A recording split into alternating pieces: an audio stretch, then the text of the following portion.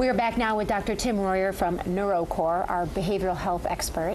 And one of his patients, West Michigan native and NBA All-Star Chris Kaman, is here to talk about how his work with Dr. Royer is helping other adults and children get the proper diagnosis and treatment for adult ADHD. Yeah, and so you two have been working together for quite some time now. Yes, we have. Yeah. Why don't you explain your relationship, maybe how it started? Well, Chris was playing for the Clippers, and his coach had brought up some concerns that he was having with attention. And Chris had been diagnosed with ADD earlier in life. And so here he's an adult trying to do his job, and the coach felt that he had ADHD. Chris questioned that, and instead of just looking at Chris's symptoms, we actually looked at his brain to see what was going on, and found out that what was going on inside the brain was totally the opposite of what happens in ADHD. So had he been put on medicine or something like that, it would have made things a lot worse for him. Yeah. I was reading a little bit about yourself, Chris, and I was amazed at the fact that some of the doctors thought they already had a diagnosis for you at 2.5 years old.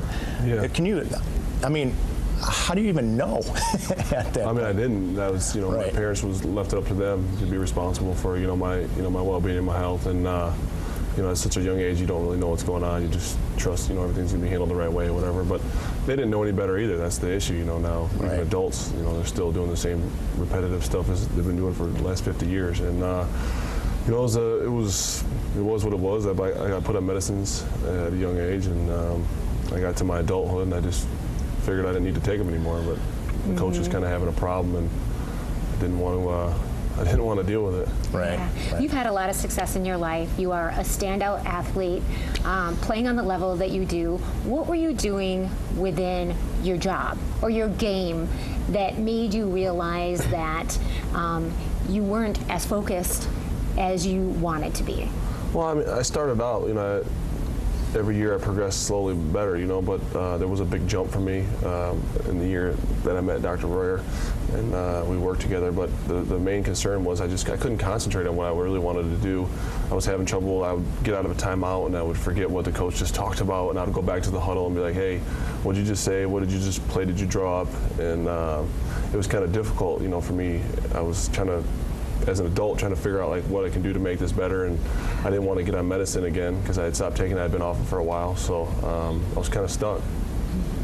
And so how did that change? When you started working with Dr. Royer, which I know that you strongly believe, he even traveled to the Olympics with you and was there. We profiled that with Jack Doles. And how did your focus get back, or how did you get back in your game? Well, it was more like when I go out and play. The play part was the easy part. The part that was difficult was to remember everything that I was supposed to remember in order to do my job efficiently and effectively. And I met Dr. Royer. We started a program, and I just tried to stay tight to that program and follow that the best I could. Within the basketball is tough because there's so many games in such a short order. So I did the best I could, and the summer was my time when I had more time, and we got together, and I worked very closely with Dr. Royer, day in and day out, and I got to the point where I started to see a change, and I could start to remember stuff a little bit better, and I had a clear vision of what I wanted to do on the court and how I wanted to proceed and how I wanted to play in my career. And it was just like there was one summer where I jumped from my 4th to 5th year where I just had a huge jump, and my numbers went up, my free throw percentage was more improved, and I just saw a big change. And then there's some stuff off the court, but that stuff didn't really that big of an issue for me, being that my job is to play basketball, so that kind of stuff was just on the side. And if we can take anything away from this, well, the whole synopsis is, if it's not, don't focus on the symptoms. So right. how did you handle that? Or you're focusing on the brain specifically. Yeah, the main thing is to stay away from the symptoms and look at the source, the brain. And even when I first met Chris and I looked at his behaviors, I'm thinking, oh, this is ADHD. But when we looked at the brain, and we have some pictures of the brain map, this is Chris's brain on the left when we first started working with him. And all those red and yellow areas are his brain going too fast. What we later found out about Chris is when we looked at his intellectual functioning, Chris functions in the top 5 percentile of the population in his intellect. And so at times his brain gets understimulated, so he tries to overwork it. The last thing we wanted to do was put a stimulant in there. This is Chris's brain after we worked with him over about 50 hours of treatment, where all those areas that were going super, super fast, they've been slowed down, and now they're in this perfect zone where an athlete wants to be, but where any of us wants to be, where the brain is working at an exact speed that helps it focus. And without that, you're just shooting in the dark. You don't know what you're treating. You might be getting distracted by the distraction instead of really seeing the science that's causing those symptoms. And I think it's so interesting that his behavior might be perceived as somebody that's unfocused and maybe doesn't have, maybe is less intelligent, when you're saying he actually is smarter than most of us. And yes, definitely. his brain, but the perceptions could be extremely wrong. You work with athletes, you work with executives, you work with children, people of all ages, and you have an opportunity for people to learn a little bit more. You're offering a special right now that would get people in and start asking some questions. Yeah, our main thing is we want you to look at the brain.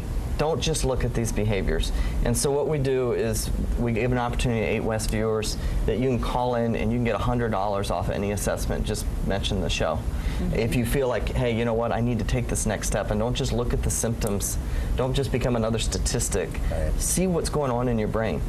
If you want to learn more, we do free lectures. And this month of June, we have 5 free lectures. We're committed to education, not just putting people on pills, but figuring out what's going on in your brain. And so we provide these free lectures too. So you can either come in and get an assessment or come to one of the free seminars. And I think they're listed on the screen there.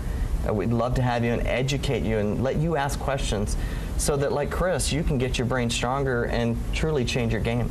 Yeah. That's awesome. It's really great to have you here, Chris, and talk about your own experience. We appreciate you doing that. And Dr. Royer, always interesting it's great to have you in our studio. Yeah. Thanks a lot. Thanks. We'll be right back.